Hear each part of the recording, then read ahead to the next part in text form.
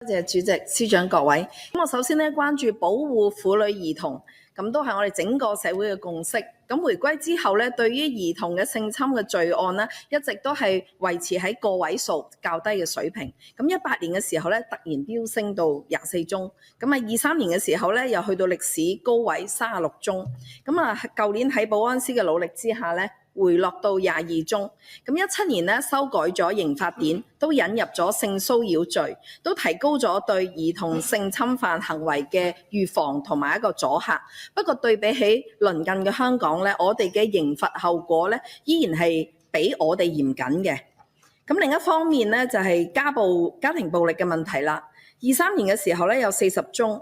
24年嘅上半年咧，通報嘅數字有29宗，咁受害人包括配偶咧、長者同埋兒童，大部分咧都係涉及身體嘅暴力。過往咧一路都有前線嘅社工反映，家庭暴力嘅案件立案同埋定罪嘅比率咧係非常之低，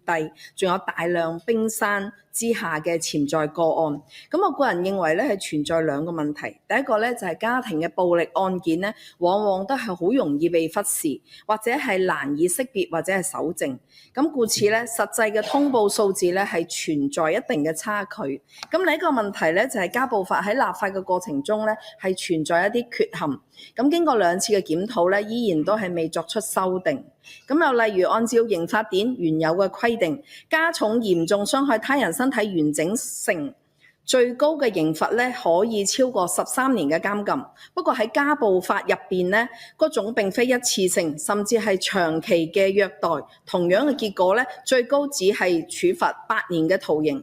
即使受害者嘅對象係兒童啦、孕婦啦，佢最高嘅刑罰都只係12年嘅徒刑。呢種更具有譴責性嘅罪行，佢嘅刑罰咧卻係低於刑法典本身原有嘅規定，實在係有違咧加強對弱勢保護嘅原則同埋邏輯。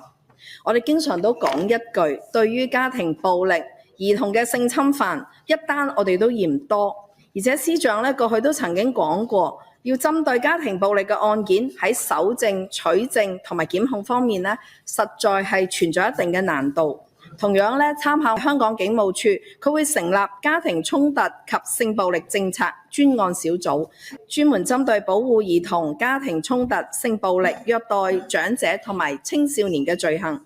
所以綜合上述咧，都想問下司長同埋局長，長遠會唔會考慮參考鄰近地區，成立一啲專門針對相關罪行嘅小組，結合其他嘅專業力量，或者加強前線嘅訓練同埋判斷，加強對相關罪案嘅識別能力、處理能力，同埋加強相關罪行嘅預防同埋打擊，更加有效咁樣保障我哋婦女同埋兒童等等嘅弱勢。